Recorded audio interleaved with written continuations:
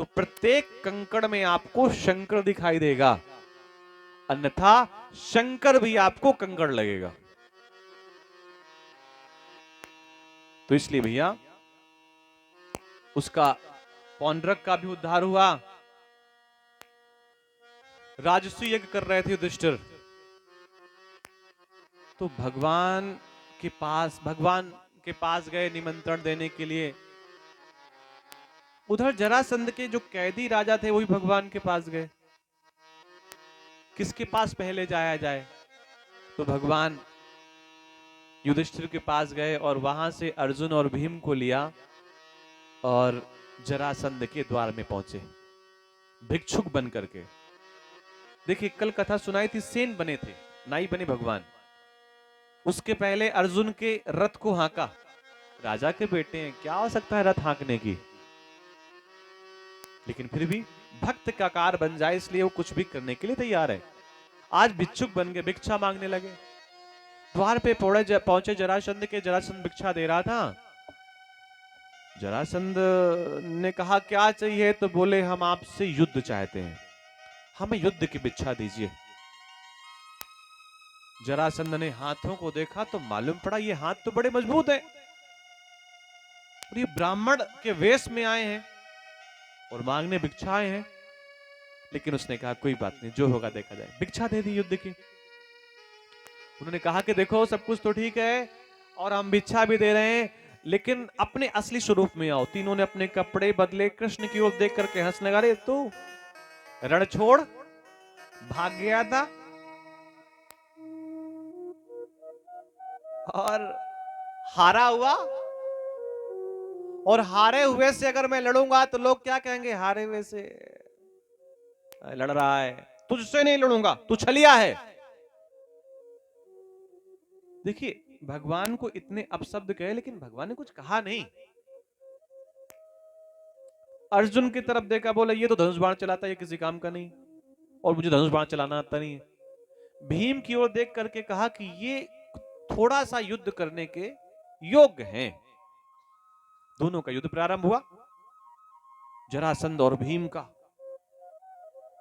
और भीम को ऐसा लगा मैं जरासंध को पराजित कर दूंगा। 1 महीने युद्ध चला और 1 महीने रोज भीम की पिटाई होती। आज भीम भागने लगे भगवान से ये कह करके कि आपने हमारी किसी प्रकार से रक्षा नहीं करते, रोज हमें पीटता है जरासंध और आप हमारी कोई सहायता नहीं करते। तो भगवान ने कहा, देखना अब ध्यान समझना बात को, सब लोग, मैं बार बार याद दिलाता रहता हूं आपको, इधर उधर कथाएं भी सुनाता हूं मीठी मीठी भक्तों की, लेकिन बार बार याद दिलाता हूं। भगवान ने कहा भीम से कि तुम जो युद्ध कर रहे हो ना मिश्रा जी, ये अपनी दम पे कर रहे हो, तुमको ऐसा लगता ही नहीं कि इस युद्ध में तुमको मेरी आवश्यकता है। और तुमने अगर एक बार मेरी तरफ देखा होता युद्ध करते समय, तो मैं बता देता तुम्हें युद्ध कैसे जीतना है। एहसास हुआ भीम को कि अरे युद्ध तो मैं अपनी दम पे कर रहा था। और भीम ने कहा प्रभु क्षमा करें, मैं पहचान नहीं सका। देखिए गलतियां सबसे हो जाती हैं, सबसे कोई ना कोई अपराध हो जाते हैं। ऐसी स्थिति में भगवान से क्षमा प्रार्थना करनी चाहिए और कहना चाहिए भगवान हमसे गलती हो गई, लेकिन अब हम आपको अपना मान बैठे हैं और सब कुछ आपके भरोसे हैं, अब आपको ही जो करना है वो करिए। केवल लड्डू चढ़ाने से पेपर में पास हो जाएंगे, अच्छे नंबर मिल जाएंगे, नौकरी मिल जाएगी, ऐसा कुछ संभव नहीं है। लड्डू भी चढ़ाना पड़ेगा और भगवान की प्रार्थना भी करनी पड़ेगी, और साथ में आंखों को भी दर्द देना पड़ेगा। आप लंबी नींद भी चाहते हैं, देर तक सोना भी चाहते हैं, और बड़े पद को भी पाना चाहते हैं, तो भैया भूल जाइए। कभी कभी कुछ किस्मत ऐसी होती है कि बिना कुछ किए हुए लोगों को अच्छी जगह बैठने का मौका मिल जाता है, अन्यथा बिना मेहनत के इस संसार में कुछ नहीं है। अजगर को भी मुंह चलाना पड़ता है, चिड़ियों को भी देखना पड़ता है कि मालिक है कि नहीं, तब जाकर के कुछ प्राप्त होता है। ऐसे फ्री में भैया कुछ प्राप्त नहीं होता फोकट में। चींटी भी जब दाने लाती है ना, तो फिर वो लाद करके लाती, लाना पड़ेगा उसे, तब जाकर कुछ होता है। बिना कुछ किए ऐसे कैसे कुछ फ्री में मिलने वाला है। भगवान की तरफ भीम ने युद्ध के समय देखा, भगवान ने एक तिनका उठाया, उसको बीच से फाड़ा और दोनों तिनकों को उल्टी दिशा में फेंक दिया। समझ गए भीम का इशारा, और भीम इशारा भगवान का समझ गए। भीम ने जरासंध को बीच से फाड़ दिया और दोनों टुकड़ों को दूसरी दिशा में फेंक दिया, और जरासंध का शरीर विश्राम हो गया। राजसूय यज्ञ किया। राजसूय यज्ञ में बड़ा भंडारा हुआ, विशाल भंडारा हुआ, सबको भोजन की व्यवस्था की गई। और सब भैया बड़े बड़े लोग थे, कोई राजा का बेटा था, कोई राजकुमार था, कोई मंत्री था, कोई सेनापति था। भोजन लोग खा करके चले जाते, सफाई कौन करता। जब गोविंद ने देखा कि सफाई किसी ने नहीं की, तो स्वयं जूठी पत्तल अपने हाथ से उठाई। पत्तल कैसे होते हैं? पत्ते लगे होते हैं, उसमें पतली पतली सीकों से सारा बंधा होता है, ऐसे तो पत्तल होते हैं। और भगवान कृष्ण ने जब पत्तल उठा रहे थे, अच्छा नाजुक हाथ भगवान के, कोमल हाथ, और युधिष्ठिर यज्ञ कर रहे थे, और सुंदर साड़ी वस्त्र पहन करके बैठी हुई थी कौन? साथ में द्रौपदी। लेकिन द्रौपदी ने देखा भगवान पत्तल उठा रहे हैं, मन में भाव आया ये ठीक बात नहीं है, भगवान पूजा के योग्य हैं, पत्तल उठाने के योग्य नहीं। और पत्तल उठा रहे थे, ऐसे ही अचानक एक छोटा सा कोई जो सीख पत्तल में लगी हुई थी, भगवान की कनिष्ठिका उंगली में जाकर के चुभ गई, और चुभ गई तो रक्त की धारा बहने लगी। नजर गई द्रौपदी की, पत्नियां भी थी भगवान की, सब पत्नियां थी, लेकिन मन में भाव आया इतनी सुंदर साड़ी, इतने अच्छे वस्त्र। डॉक्टर को, वैद्य को बुलाया, किसी ने कोई सेवा की, किसी ने कोई सेवा की। द्रौपदी को लगा यह ठीक नहीं है, रक्त बह रहा है कृष्ण का, और ये हमारा मेहमान भी है, और ये ठीक बात नहीं है। वैद्य को नहीं बुलाया, अपनी ही साड़ी, जो मंगल साड़ी थी, जो जो जो फाड़नी नहीं चाहिए, जिसका एक धागा भी नहीं टूटना चाहिए, और बड़ी बात यज्ञ में बैठी थी, बैठने के बाद उठा नहीं जाता, लेकिन भगवान की सेवा कहीं अधूरी न रह जाए, उठ खड़ी हुई, गठबंधन को वहीं छोड़ दिया, अपनी साड़ी को फाड़ा और भगवान की उंगली में ऐसे लपेट दिया। भगवान अपनी पत्नियों की ओर देखते रहे, और किसी ने भी ये नहीं मन में भाव आया कि ये काम हम भी कर सकते थे। भगवान ने उसी समय मन में प्रतिज्ञा ली कि द्रौपदी, अभी तू यज्ञ में बैठी है, और तुझे अगर कभी वस्त्रों की आवश्यकता होगी, तो मैं वस्त्र नहीं दूंगा, मैं स्वयं वस्त्र बन करके आ जाऊंगा। इसीलिए भगवान की पूजा में, प्रार्थना में वस्त्र चढ़ाए जाते हैं। और पता है, हम लोग रोज पूजन करवाते हैं, वस्त्र नहीं होते तो कलावा रखते हैं, थोड़ा सा तोड़ करके भगवान को अर्पण कर देते हैं। भगवान से कहते हैं देखो, आपको रोज तो वस्त्र नहीं पहना सकते, तो आप इसी से संतोष कर लो। इसलिए भगवान को वस्त्र अर्पण किया जाता है। यज्ञ पूरा हुआ, भगवान की अग्र पूजा में सभी ने कहा किसका पूजन पहले करना चाहिए, तो कुछ लोगों ने शिशुपाल का समर्थन किया कि शिशुपाल का पूजन होना चाहिए, क्योंकि शिशुपाल और कृष्ण में कोई फर्क नहीं है, दोनों बुआ और मामा के बेटे हैं, भाई संबंध में तो भाई ही है ना, तो दोनों बराबर हैं, समान है, शिशुपाल का पूजन होना चाहिए। और शिशुपाल ने भी कृष्ण की ओर कह करके कहा, अरे ये ग्वाला, गायों को चराने वाला, मांग मांग कर खाने वाला, भिक्षा मांगने वाला।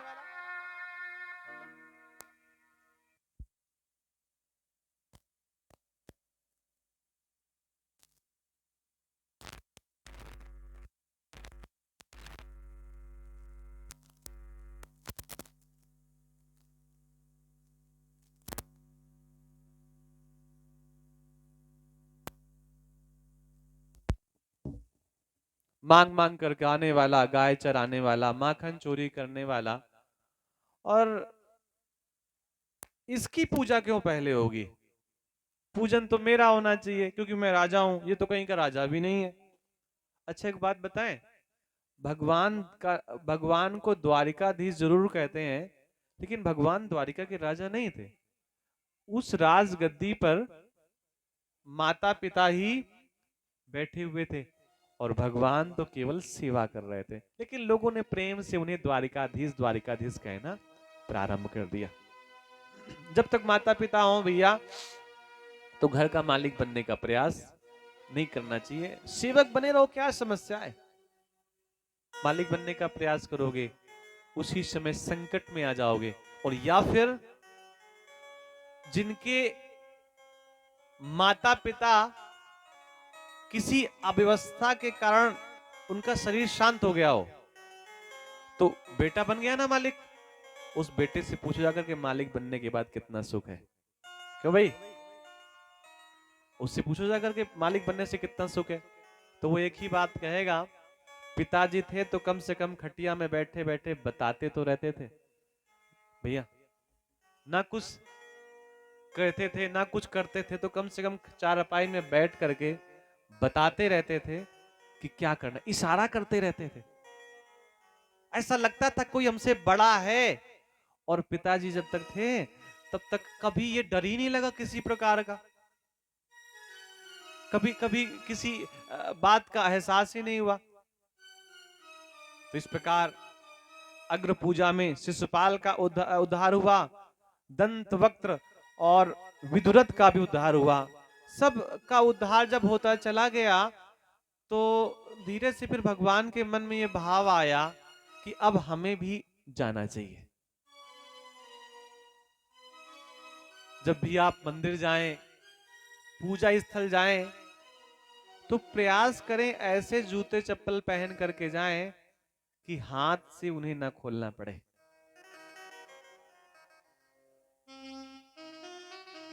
हाथ से जूते चप्पल ना छूने पड़े, क्योंकि कई जगह तो जल की व्यवस्था होती है, कई जगह जल की व्यवस्था नहीं होती, और कई बार याद भी नहीं रहता। आपने जूते चप्पल हाथ से निकाले, मोजे निकाले, बाद में पंडित जी ने कहा आरती ले लो, तो फिर आप उसी से आरती भी ले लेते हैं। इसलिए थोड़ा सा सावधान रहने की आवश्यकता है। और ये पता है, ये बात हम इसलिए कह रहे हैं क्योंकि हम चप्पल पहन के आते हैं, कुछ लोग टोक सकते हैं, बताओ पंडित जी इतनी सस्ती चप्पल पहन करके आ रहे हैं, जूते पहन के आने चाहिए। कई बार चोरी कर ली गई है चप्पल, इसलिए ऐसी पहन के आते हैं कि कोई चोरी भी करे तो ये सोचा अरे इनकी तो उम्र ही खत्म होने वाली है, काहे चोरी करें।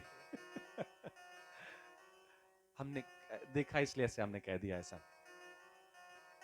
भगवान को लगा अब हमें स्वधाम जाना चाहिए, हमने सारे कार्य कर लिए, अब हमारा कोई कार्य बचा नहीं। भगवान निंद्रा में बैठे हुए थे, सोने जा रहे थे, ध्यान में थे, और सोने का प्रयास करने लगे। मन में भाव आया मैंने तो सबका काम कर लिया, सबके कार्य पूरे कर दिए, अब मुझे जाना चाहिए, लेकिन नींद नहीं आ रही थी। भगवान को लगा नींद तो तभी नहीं आती जब कोई काम अधूरा रहता है, अभी तो इसका मतलब कोई काम ऐसा है जो पूरा नहीं हुआ। उसी समय भगवान को अपने विद्यालय की बात याद आई, अपने आश्रम की बात याद आई, अपने गुरुकुल की बात याद आई कि मैं वहां पर 64 दिन रहा था और मैंने किसी राजा के बेटे को अपना मित्र नहीं बनाया, मैंने एक साधारण से विप्र को अपना मित्र बनाया, और उसका उधार मेरे ऊपर बाकी है। उधार क्या था? एक दिन गुरु माता ने कहा कि जाओ लकड़ियां लेकर के आओ। प्रातः काल का समय था, आश्रम में प्रसादी तैयार नहीं थी, तो माँ ने 40 चने के दाने दे दिए, ये कह करके कि 20 तेरे हैं और 20 भगवान के हैं, भूख लगे तो कुछ खिला देना। लकड़ियां लेने गए कृष्ण और सुदामा जी। सुदामा दुबले पतले थे, तो भगवान ने कहा, अरे सुदामा तू नीचे खड़ा रहे, मैं लकड़ियां तोड़ करके लाता हूं।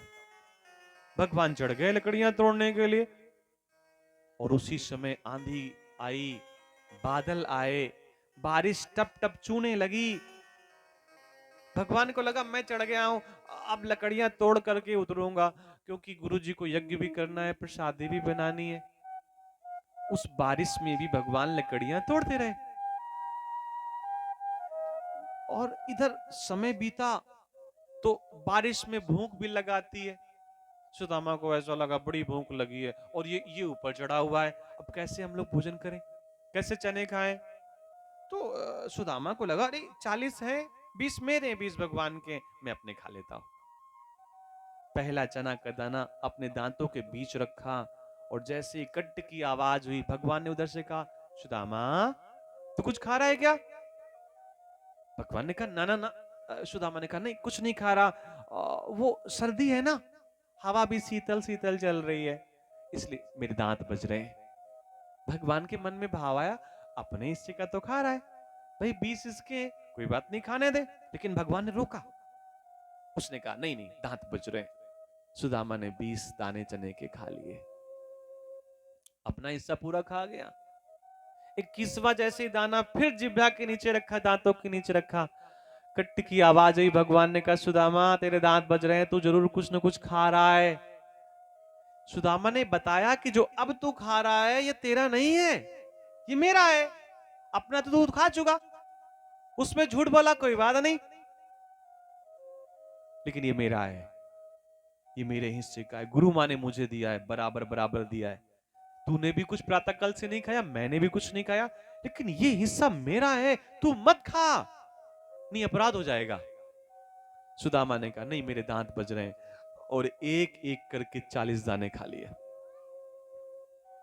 कोई बात नहीं, लकड़ियां लेकर के दोनों शाम को आए। गुरु माँ ने कहा सुदामा से कि सुदामा, दोनों लोगों ने चने खाए कि नहीं खाए आधे आधे, क्योंकि दोनों भूखे होंगे, और दोनों अपने घर के बड़े प्यारे थे, छोटे बालक थे, 11 साल के बच्चे। सुदामा ने झूठ कह दिया कि माँ आधे हमने खा लिए, आधे भगवान ने खा लिए। भगवान चाहते तो गुरु माता से कह सकते थे कि माँ ये झूठ बोल रहा है, इसने मेरा हिस्सा भी खाया, मुझे मिला ही नहीं, लेकिन भगवान ने कुछ नहीं कहा, कोई बात नहीं, ब्राह्मण खा जाने दो, दुबला पतला है शरीर से, खाने दो इसे। लेकिन जैसे ही गुरु माँ ने देखा कि ये ब्राह्मण का बालक, विप्र का बालक झूठ बोल रहा है, माथे की लकीरें देखी, रेखाएं देखी, तो माथे की लकीरें बता रही थी, यच्छ श्री लिखा था माथे पे, यच्छ, और फिर लिखा था श्री। ये माथे की लकीरें पढ़ने वाले को पता होता है। उसमें क्या लिखा था, यच्छ श्री। श्री का मतलब होता है लक्ष्मी, और यच्छ का मतलब होता है यच्छों के पास जो लक्ष्मी है वो इसके पास है। गुरु माँ ने देखा कि धन तो इतना ज्यादा है, लेकिन देना नहीं जानता, दे नहीं पाता। भाई देने का अगर थोड़ा भी अनुभव होता तो 40 दाने में से 20 दे देता ना, अपने के हिस्से का भी खा लिया, भगवान के हिस्से का भी खा लिया, और देना नहीं आता। तो उसी समय गुरु माँ ने धीरे से भभूति उठाई, राख उठाई, और वो राख माथे पे लगा दी। किसके? सुदामा के। सुदामा के जैसे माथे पे वो राख लगाई, तो जो लिखा था वहां पे यच्छ श्री, उनका क्रम बदल दिया। ये देखिए, गुरु के हाथ में ऐसा होता है, भगवान के भी लिखे को मिटा सकते हैं। माथे पे किसने लिखा था? ब्रह्मा ने, यक्षश्री। लेकिन गुरु माँ को लगा ठीक बात नहीं है, तो गुरु माँ ने उन क्रमों को बदल दिया तिलक लगाने के बहाने, और वहां पर जहां पर लिखा था यक्षश्री, उसमें श्री पहले कर दिया, और यक्ष के क्रम को भी बदल दिया, उसमें लिख दिया श्री छय, और ऐसा करके क्रम बदल दिया। श्री श्री छय, छय का मतलब नष्ट होना, और गरीबी ऐसी प्रदान कर दी कि 40 साल की भयंकर गरीबी दे दी। यशोदा के सुदामा के हिस्से में आ गई भयंकर गरीबी। और गुरु माँ ने अगर मस्तक की रेखाएं बदली थी, तो गोविंद के सिवा कोई बदल नहीं सकता था। गोविंद चाहते तो उसी समय गुरु माँ के लिखे शब्दों को परिवर्तित कर सकते थे, लेकिन गुरु माँ है, अगर उसने कुछ किया है तो उसका कुछ कारण होगा। 40 साल की भयंकर गरीबी, 5 घर मांगते, मिल जाता तो अच्छा, न मिलता तो एकादशी। भगवान को नींद नहीं आई, भगवान को लगा अरे सबका मैंने हिसाब कर दिया, केवल सुदामा का नहीं किया। तो सुदामा का हिसाब करने के लिए, अरे इसको इसको कैसे धन दिया जाए। देखिए, बिना उद्योग किए धन नहीं मिलता, बिना श्रम के धन नहीं मिलता। भगवान को लगा ऐसे देंगे तो मना कर देगा, स्वाभिमानी आदमी है, लेगा नहीं। भगवान द्वार पे गए कि भगवान के मन में आया ऐसे समय जाया जाए जब ये अकेले हो, कोई और ना हो। तो उसी समय भगवान द्वार में गए, और द्वार में पुकारा, भवत भिक्षाम देहि। अरे कोई है जो भिक्षा दे। ये किसने पुकारा? भगवान ने। किसके द्वार में? सुदामा के द्वार पे। और घर में सुदामा था नहीं, सुशीला थी। उसने सोचा कोई पुकार रहा होगा, बहुत सारे लोग पुकारा करते हैं, लेकिन एक बार पुकारा, 2 बार पुकारा, 3 बार पुकारा, तो सुशीला के मन में भाव आया चलो देखे चल करके, मांगने वाला बार बार मेरे दरवाजे पे ही मांग रहा है। द्वार पे देखा तो भगवान वेश बदल करके आए थे। पहचान नहीं सकी भगवान को, लेकिन भगवान के स्वरूप को देखा तो प्रसन्न हो गई। जानती है कि देने के लिए कुछ नहीं है, लेकिन मन में भाव आया कि मांग करके बड़ा बना दिया। भाई किसी से जब आप कुछ मांगते हैं, जिससे मांगते हैं वो बड़ा बन जाता है। मांगते ही समय मांग करके बड़ा बना दिया, और बड़ा बना दिया, और अब अगर मैं इसे दूंगी नहीं कुछ, तो फिर इसका मांगना व्यर्थ हो जाएगा। उसी समय सुशीला ने कहा ऐसा करो ब्राह्मण, बैठ जाओ यहाँ पे। पाटा दिया बैठने के लिए, भगवान बैठ गए, और जाना नहीं, मैं अभी कुछ लेकर के आती हूँ। उसी समय उसको याद आया कि भगवान तो साग के एक पत्ते से प्रसन्न हो जाते हैं, बहुत चाहिए ही नहीं उन्हें, उन्हें तो जल की एक बूंद प्रसन्न कर लेती है। आप जाना नहीं, मैं अभी लेकर के आती हूँ, अभी लाती हूँ। गई और मटकों में हाथ डाला, जब कुछ नहीं मिला तो मटके उल्टे कर दिए बर्तन, कि शायद कहीं कुछ कुछ मिल करके मिल जाए, लेकिन कुछ था ही नहीं तो मिलता कैसे। अरे कुछ होता तो भूखे क्यों होते कई दिनों से। जब देखा भगवान ने कि ये बार बार मटकों में हाथ घुमा रही है, पलटा रही है, कुछ निकल नहीं रहा, तो भगवान जानते थे। भगवान ने कहा देखो मैं इतना भी भूखा नहीं हूं, ऐसा करता हूं मैं जाता हूं। ना ना ना, जाना नहीं। अरे वो आज हमारे यहाँ भोजन नहीं है किसी कारण से, और जा भी रहे हैं, तो एक काम करना, रुको मैं पानी लाती हूँ, मैं जल पिलाती हूँ, खाली हाथ नहीं जाने दूंगी, कुछ न कुछ आपको दूंगी, उसके बाद आप जाइएगा। द्वार पे भिखारी आया है, भिखारी क्या भिखारी आया है भगवान बन करके, और आज ऐसे भिखारी को वापस नहीं भेजना चाहती। गई अंदर से मटका लेकर के आई, जिसमें शीतल जल भरा हुआ था। मन में भाव आया अरे कोई बात नहीं, अन्न नहीं खिला सकी तो कम से कम जल तो पिला दूं, द्वार में कोई खड़ा हुआ है, वो ऐसे खाली हाथ जाने नहीं दूंगी। और वो भैया नाचती हुई, गाती हुई, उछलती हुई, फुदकती हुई, कूदती हुई, वो मटका मटक करके चलने लगी लेकर के। वो इतनी प्रसन्न थी, उतने भाव में थी कि उसको पता ही नहीं चला कि मेरी देहली ऊंची है, मुझे पैर उठाना चाहिए। और भैया वो पैर जैसे ही देहली पे लगा, शरीर का बैलेंस बिगड़ा, वो मिट्टी का घड़ा हाथ से छूटा, और वो जैसे ही मिट्टी का घड़ा जमीन पर पहुंचा, टूटा, जल बिखर गया। उधर जल बिखरा, इधर सुशीला के नेत्रों में आंसू आ गए कि आखिर ऐसा कौन सा दुर्भाग्य है कि द्वार में आए हुए परमात्मा को मैं जल भी ना पिला सकी, आए हुए महात्मा को मैं भोजन की बात सुनिए जल पान ना करा सकी। उसने कहा विप्र थोड़ा रुको, मैं कहीं से जल लेकर के आती हूं। भगवान ने कहा मैं इतनी देर ठहर नहीं सकता, मुझे और भी लोगों के यहाँ जाना है और बहुत कुछ करना है, सेवाएं देनी है, इसलिए मैं अभी चल नहीं सकता, ठहर नहीं सकता, मुझे जाने दो। भगवान चल पड़े तो सुशीला कहने लगी आपने हमें हमसे कुछ लिया नहीं। तो भगवान ने कहा कि कोई बात नहीं, और अगर तुझे बहुत कुछ देने का मन है तो एक काम कर, मुझे एक वचन दे दे। सुशीला ने कहा ना, वचन नहीं दे सकती, क्योंकि अगर मैंने तुझे वचन दे दिया और वचन में तुमने कुछ भी मांग लिया और मैं पूरा न कर पाई तो मेरे साथ मेरे पति को पाप लगेगा, मैं वचन नहीं दे सकती। भगवान ने अपनी बातों में ऐसा फंसाया कि जो अभी कह रही थी मैं वचन नहीं दे सकती, वो कहने लगी देखो ऐसा कुछ मांगना जो मैं दे दूं। भगवान ने कहा ऐसे ही मांगेंगे।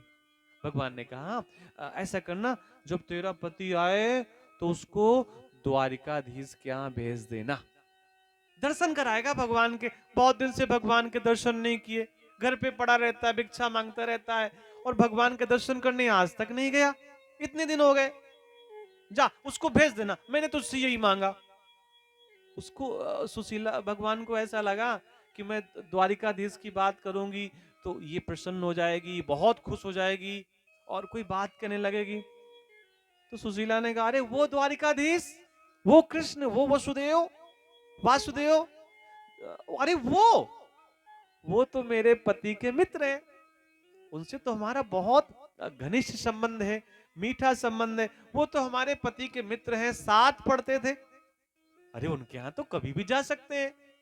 भगवान को लगा था ये बात सुशीला को नहीं पता होगी, मैं बताऊंगा तो प्रसन्न हो जाएगी।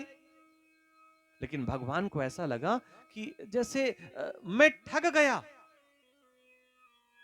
भगवान इससे पहले कुछ कहते तो भगवान ने कहा ये बता फिर तेरा पति भगवान के दर्शन करने क्यों नहीं गया?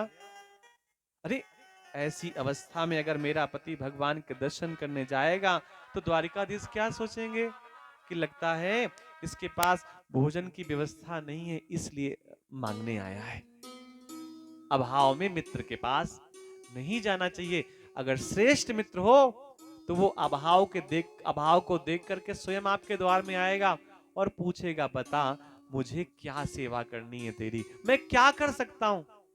अरे मित्र कैसा जिससे कहना पड़े भैया कि हमारी इस प्रकार मदद कर दो। भगवान इतना कह करके चले गए। वापस सुदामा जब आया भिक्षा मांग करके तो देखा कि मेरी पत्नी बड़ी प्रसन्न है, इसके चेहरे पे एक विशेष प्रकार का तेज है, दिव्य है। ऐसा जब उसके मन में भाव जगा सुदामा के, तो सुदामा ने कहा ये बता तूने क्या किसी भगवान के दर्शन कर लिए क्या?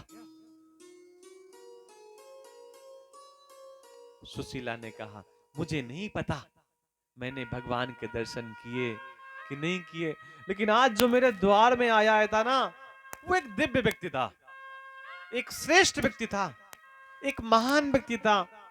और वो जब आया तो वो द्वारिकाधीश की चर्चा करने लगा, और चर्चा करते करते मैंने उसे एक वचन दे दिया। सुदामा ने कहा अरे ये तूने क्या किया? कहीं कोई ऐसा वचन तो नहीं दे दिया? हमारे पास धन भी नहीं है, अन्न भी नहीं है, लक्ष्मी भी नहीं है, वैभव भी नहीं है, कोई ऐसी बात तो नहीं कह दी जिसे मैं पूरा ना कर सकूं। सुशीला ने कहा, स्वामी ऐसा कैसे हो सकता है कि मैं कोई ऐसा वचन दे दूं जिसे आप पूरा ना कर सके। मैंने सिर्फ और सिर्फ उसको ये वचन दिया है कि मेरा पति जब भिक्षा मांग करके आएगा तो मैं उसे द्वारिकाधीश के द्वार में भेज दूंगी। आंखों में आंसू आ गए सुदामा के कि कितना दिव्य महात्मा था वो जो जिसको जिसके तूने दर्शन किए। कितना श्रेष्ठ महात्मा था जिसने गोविंद की मुझे याद दिलाई कि मैंने गोविंद के दर्शन नहीं किए, इतने दिन हो गए। और दर्शन की बात क्या, जब रोज वो भगवान को याद ही करते थे तो उन्हें कभी ऐसा लगा ही नहीं कि भगवान हमसे दूर हुए। अगर आप रोज भगवान को याद करते हैं तो आपको जीवन में कष्ट आएगा ही नहीं, और आएगा भी तो आपको उससे लड़ने की ताकत मिलेगी, क्योंकि परमात्मा आपके साथ है। और भैया समस्याएं केवल और केवल उन्हीं के पास हैं जिनसे उनका परमात्मा दूर है। अगर ईश्वर आपसे दूर नहीं है, या आपने उससे उससे से दूरी नहीं बनाई, या आप उसे रोज याद करते हैं, तो फिर कष्ट किस बात का? फिर आपके कष्ट उसके कष्ट बन जाते हैं। 4 घरों से निकल करके व्यवस्थाएं लेकर के वो चल पड़ा द्वार में भगवान के, कि मैं आज भगवान का दर्शन करूंगा। और भगवान के दर्शन के लिए चलते चलते कई महीने बीत गए। भगवान को ऐसा लगा कब निमंत्रण देकर के आया था। इसको निमंत्रण कहते हैं। मैंने एक दिन कथा में कहा था कि कथा सुनने केवल वही आ पाएंगे जिनके कान में भगवान कहेंगे कि भैया तू सुनने आ। हो सकता है उसका रास्ता भटक जाए, 2 दिन बाद आए, 3 दिन बाद आए, लेकिन अगर वो नहीं आ रहा तो इसका ये एक मतलब ये हो सकता है कि वो बहुत अस्वस्थ है, बहुत बीमार है, चल नहीं सकता इसलिए नहीं आ रहा, कोई विशेष काम है इसलिए नहीं आ रहा। अन्यथा दूसरा कारण है कि भगवान स्वयं नहीं चाहते कि तू यहां बैठ करके कथा सुन। भगवान निमंत्रण देने गए सुदामा को। जब सुदामा इतने दिनों तक नहीं आया, 6 महीने बीत गए, अभी सुदामा भगवान के पास पहुंचा नहीं, तो भगवान के मन में चिंता हुई, कब निमंत्रण देकर के आया था अभी आया नहीं, इतना लंबा भी रास्ता नहीं है, आ जाना चाहिए था। आंख बंद करके देखा तो मालूम पड़ा कि सुदामा तो रास्ता भूल गया है। और रास्ता क्या भूल गया, कांटों में इतने कंकड़ चुभ गए हैं, पैरों में इतने कांटे चुभ गए हैं, बीमाएं इतनी फट गई हैं कि अब आना भी चाहे तो चल करके आ नहीं सकता। चलने में पैरों में इतना दर्द हो रहा है। और सुदामा के कोमल इतने पैर। भगवान ने अपनी माया से कहा कि माया तुझे अब कार्य करना होगा और सुदामा को यहां लेकर के आना होगा। सांझ को चलते चलते सुदामा जब थक करके सो गया तो माया ने ऐसा प्रभाव किया। माया का मतलब समझिए कि आपका छोटा बेटा किसी ऐसे बिस्तर में सो जाए जहां पर उसका ना हो, तो माताएं धीरे से क्या करती हैं, जब वो बेटा सो जाता है तो धीरे से माताएं उसे गोद में लेकर के उसके बिस्तर में उसको उसी जगह लिटा देती हैं जहां वो आसानी से रात भर सोता रहे, सर्दी ना लगे किसी प्रकार की। कई बार ऐसा होता है कि बच्चे आते हैं थक करके, सबके यहाँ ऐसा होता होगा, और वो एड़े बड़े कहीं सो जाते हैं जा करके, और बच्चे छोटे बच्चों को तो माँ उठा लें गोद में। अब वो 30 साल का हट्टा कट्टा बच्चा कैसे उठाएं, तो जहां वो बच्चा सो रहा होता है तो धीरे से एक तकिया लेती हैं, एक चद्दर लेती हैं, और उसके सर को ऐसे उठाती हैं और धीरे से तकिया सरका देती हैं, फिर पैरों से लेकर के सर तक चद्दर उड़ा देती हैं। और फिर वो बेटा भी सुबह नाटक करता है, इतनी सर्दी थोड़ी लग रही थी, दुनिया भर का नाटक किया करती हूँ। माँ कहती है मुझे पता है तुझे सर्दी लग रही थी कि नहीं लग रही थी। बेटे भी बड़े नाटकबाज होते हैं। एक तो माँ बेचारी रात में अपनी नींद खराब करके आपको चद्दर उड़ाती है, और बेटा सुबह नाटक करता है, अरे इतनी सर्दी थोड़ी लग रही थी, वो तो तुम दिखावा करती हो। अब उससे पूछो दिखावा कर रही कि नाटक कर रही है, कि उसको भाई उसने अपने शरीर को नष्ट करके तुम्हें जन्म दिया है, वो क्या दिखावा करेगी। और जब वो सुदामा सो गया सांझ को, तो माया ने उसे उठा करके जगन्नाथ के द्वार पे खड़ा कर दिया, द्वारिकाधीश के द्वार पे खड़ा कर दिया। आंख खुली, सुंदर से महलों को देखा। वहां पर जो लोग खड़े थे उनसे कहा, भैया मैं रास्ता भूल गया हूं, चलते चलते 6 महीने बीत गए, और अगर आप सही रास्ता बता सको तो मुझे बता दो, मुझे द्वारिकाधीश के यहाँ जाना है। अब वहां के जो सेवक थे उन्होंने हंसते हुए कहा, अरे विप्र, अब तुझे परेशान होने की आवश्यकता नहीं है, तू द्वारिकाधीश के दरवाजे पहुंच चुका है, और ये जो सबसे सुंदर दिव्य महल दिखाई दे रहा है ना, इसी महल में भगवान रहते हैं।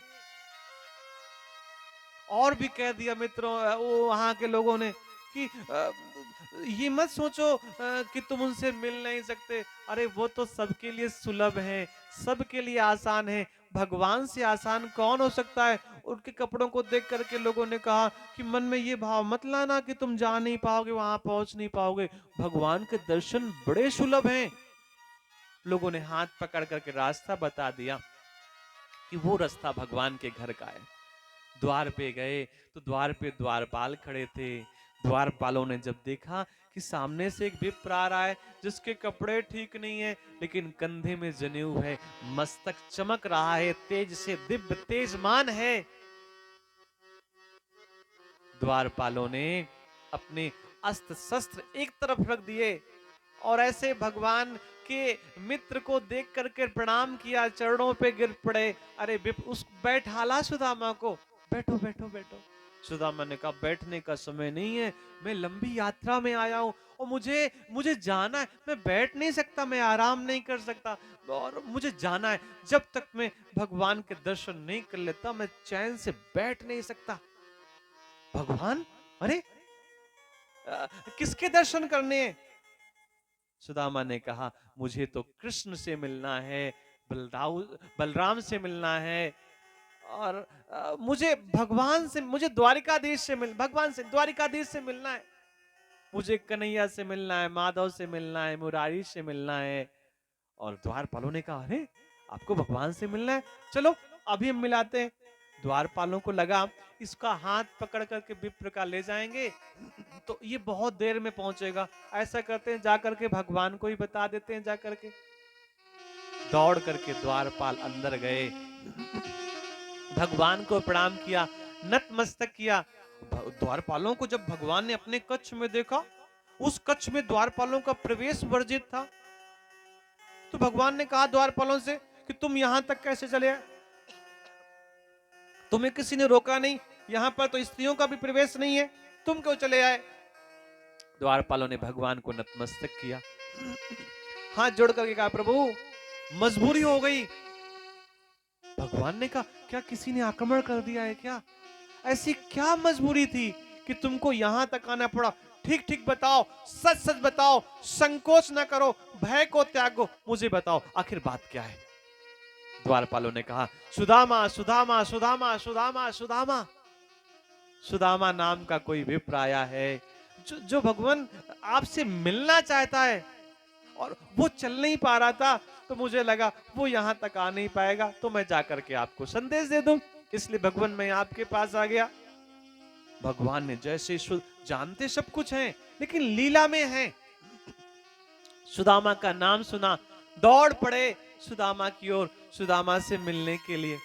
पत्नियों ने कहा, अरे द्वारिकाधीश, पीतांबर तो ओढ़ लो, मुकुट तो पहन लो, पैरों में जूतियां तो पहन लो, चमर तो ले लो, छत्र तो ले लो। भगवान ने पलट करके कोई जवाब नहीं दिया, कहीं पीतांबर गिरा, मुकुट तो था ही नहीं, जूते पहने ही नहीं। दौड़ करके भगवान सुदामा के पास गए और गले से लगा लिया, और जैसे ही सुदामा को गले से लगाया, भैया एक मित्र जब लंबे समय बाद मित्र से मिलता है तो कई बार आंखों में आंसू आ जाते हैं, मुंह बोलना चाहते हैं, ओठ बोलना चाहते हैं, लेकिन ओठ कुछ कह नहीं पाते, क्योंकि प्रेम की भैया बड़ी दूसरे ढंग की भाषा होती है। हाथ पकड़ा और अपने आसन पे बैठाला, और पत्नियों को लगा, अरे भगवान ने अपने आसन पर सुदामा को बैठाला है, वो समझ गई पत्नियां कि ये तो भगवान के भक्त ऐसे ही होते हैं जो भगवान से भी ऊंचे आसन में बैठते हैं, क्योंकि भगवान को तब प्रसन्नता ज्यादा होती है जब उनका भक्त उनसे ज्यादा ऊंचे आसन पर बैठता है। रुक्मिणी जी को ऐसा लगा, जल्दी से थाली लेकर के आऊं, स्वर्ण की थाली लेकर के आऊं, तांबे के कलश में गंगा जल लेकर के आऊं। कितने सौभाग्य की बात है कि ब्राह्मण स्वयं चल करके हमको दर्शन देने आया है। दौड़ करके जल लेने गई, लेकिन भगवान ने जब सुदामा की दशा देखी, दीन दशा देखी, कांटों में पैरों में कंकड़ देखे, तो हाथों से निकालने लगे कांटे। और जब हाथों से कांटे निकालने लगे तो कष्ट हुआ, रोने लगा सुदामा, तो अपने ओंठ रख दिए, अपने मुंह से ओंठों से कांटे निकालने लगे। सुदामा की दिशा जब भगवान ने देखी तो रो पड़े, इस बात को सोच करके कि चाहते तो गरीबी को कब का दूर कर देते, लेकिन इसलिए रो पड़े कि गुरु मां के आदेश को मैं कैसे बदल सकता हूं। इसका मतलब है कि ब्रह्मा ने भी अगर कुछ लिख दिया है और किसी संत महात्मा ने आपको आशीर्वाद दे दिया, आशीष दे दिया, तो फिर ब्रह्मा का लिखा भी कई बार मिट जाता है संत महापुरुषों के प्रसाद से, आशीर्वाद से। इतना रोए भगवान कि आंखों के आंसुओं से ही सुदामा के पैरों को भगवान ने धुल दिया। बता क्या लाया है मेरे लिए अपने घर से। वो जानते हैं कि आया है खाली हाथ नहीं आया होगा, कुछ न कुछ लेकर के आया होगा। सुदामा को ऐसा लगा, अरे माखन मिश्री खाने वाले को चावल कैसे दे दे। मना किया सुदामा ने, भगवान कुछ भी लेकर के नहीं आया।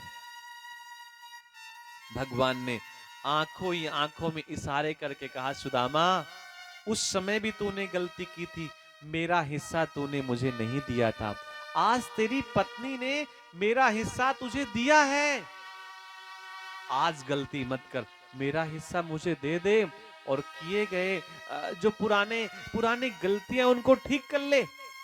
आंखों ही आंखों में कहा, खुल करके नहीं कह सकते क्योंकि पत्नी बैठी है, हंस पड़ेंगी, मित्र का उपहास हो जाएगा, तो मित्र का उपहास ना हो इसलिए भगवान ने धीरे से कहा कि जो लाया है इस बार गलती मत कर, मेरा मुझे दे दे। धीरे से भगवान की तरफ इशारा करके कहा सुदामा ने कि मेरे पास वस्त्र ही कितने हैं और तुझे पता है मैंने कहां छिपा रखा है, तुझे सब कुछ पता है मैंने कहां छिपा रखा है, अब मैं दूंगा नहीं, अब तू छीन ले, नहीं तो लोग कहेंगे जबरदस्ती खिला दिया भक्त ने। अगर मैंने तुझे अपने हाथ से चावल दे दिए, खिला दिए, तो लोग क्या कहेंगे, अरे वो तो भगवान खाना नहीं चाहते थे लेकिन सुदामा ने ही जबरदस्ती खिला दिया तो भगवान ने खा लिया। तुझे खाना है तू निकाल ले, तेरे हिस्से का है मेरे पास, निकाल ले। भगवान ने एक मुट्ठी चावल निकाले और खाए, और उसी एक मुट्ठी चावल को खा करके सब कुछ भगवान ने अर्पण कर दिया, सारा वैभव, सब सुख सुविधाएं, सब कुछ अर्पण कर दिया और एक मुट्ठी में ही सब कुछ दे दिया। और जब एक मुट्ठी में सब कुछ उन्होंने दिया, दूसरी मुट्ठी निकाल करके खाने लगे तो पीछे से रुक्मिणी जी ने हाथ पकड़ लिया, ये कह करके कि क्या सब कुछ दे दोगे क्या? क्या आप कथा सुने अपनी जगह बैठ जाएं, अपनी जगह बैठ जाएं। रुक्मिणी जी ने कहा कि आपने सब कुछ तो दे दिया, लेकिन दूसरी मुट्ठी चावल जो आप निकाले हैं, क्या सब कुछ दे दोगे क्या?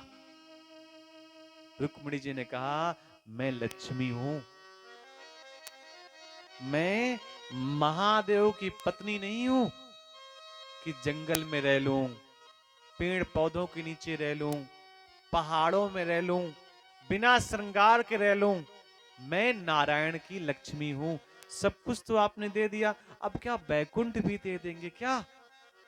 छीन लिया रुक्मिणी जी ने भगवान के हाथ से, और सभी पत्नियों ने मिल बांट करके खा लिया। ये सोच करके कि जब भगवान ने इस प्रसाद को स्वीकार किया तो हमारे स्वीकार करने में क्या अव्यवस्था है।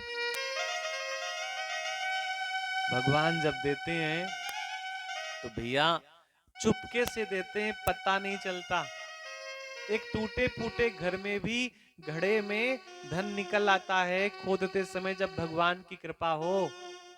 और भगवान अगर रूठे हैं तो तिजोरी में रखा हुआ धन भी चोरी हो जाता है, हाथ में आया हुआ धन भी कई बार निकल जाता है। लेकिन दोनों स्थितियों में कहना बहुत कठिन है कि सम रहना चाहिए। ये केवल कथा का विषय है कि आप कह दें कि भैया दोनों स्थितियों में सम रहो। भैया कई बार व्यक्ति त्योहारों में महंगी वस्तुएं इसलिए नहीं खरीदता कि थोड़ा धन रख लेंगे तो किसी काम आ जाएगा। कई बार लोग कपड़े नहीं खरीदते, अरे क्या करना है, बड़े बुजुर्ग लोग कपड़े नहीं खरीदते, अरे बच्चों को रहने दो, वही अपना जीवन जिए बढ़िया से, हम क्या करेंगे, हमारा गुजारा चल जाता है। कहना बहुत कठिन है कि दोनों स्थितियों में सम रहना चाहिए। लेकिन आज जब सुदामा के पास कुछ नहीं है तो भी वो सम है, और आज उसके पास जब सब कुछ है तो अभी भी उसे पता नहीं, लेकिन फिर भी सम है। 15 दिन तक, एक पक्ष तक सुदामा भगवान के पास रहा और कुछ भी नहीं मांगा। और सुदामा ने जब कुछ नहीं मांगा तो भगवान को लगा कि मुझे लगा कि ऐश्वर्य को देख करके कुछ मांगेगा, लेकिन ये तो कुछ मांगा ही नहीं इसने।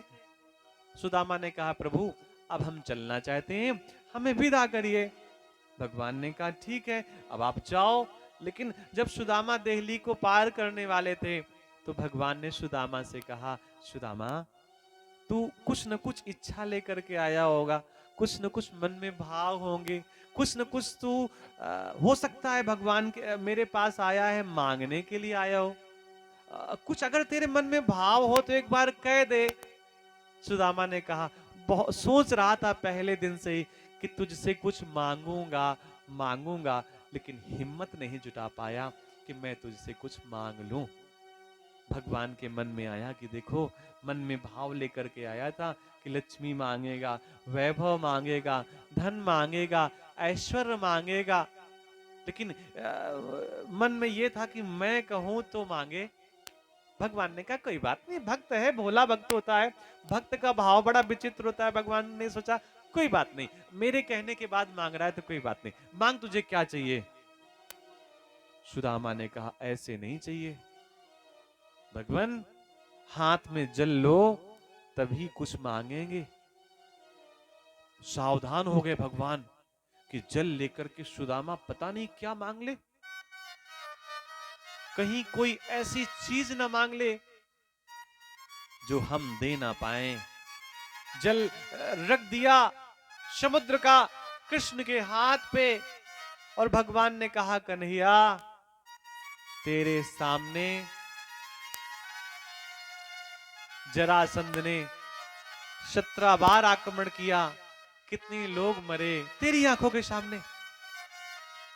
महाभारत युद्ध हुआ, कितने लोगों के प्राण चले गए, कौरवों के 100 पुत्र मारे गए तेरे सामने। और जब तक तू रहा तेरे सामने किसी न किसी के प्राण ही जाते रहे। संकल्प दे मुझे आज, मैं मांगता हूं तुझसे कि आज के बाद तू सुदर्शन नहीं उठाएगा, ये मुझे संकल्प दे। भगवान को लगा, विप्र ने मांगा भी, ब्राह्मण ने मांगा भी, तो समाज के कल्याण की वस्तुएं मांगी। क्या मांगा कि मेरे सामने किसी के प्राण ना जाएं। भगवान ने दे दिए, वापस सुदामा जी आए। वो सब जानते थे कि भगवान के दर्शन का फल क्या होता है। मम दर्शन फल परम अनूपा, भगवान के दर्शन का फल ही है कि सब कुछ प्राप्त हो जाता है। और ये बात सुदामा जी जानते थे, सब कुछ मिल गया बिना मांगे। लेकिन जैसा भाव सुदामा का पहले था, सुदामा का भाव वैसा ही बाद में भी रहा। ये भैया भगवान की कृपा का प्रसाद प्रभाव है, भगवान की कृपा का प्रसाद है कि भक्त किसी भी स्थिति में रहे, सब जगह भगवान को निर्विवाद धन्यवाद देता रहता है। बोलिए द्वारिकाधीश भगवान की जय हो। अब जिन्हें चावल चढ़ाने हो वो चढ़ा दें या बाद में चढ़ा दें, जैसा आपको लगे।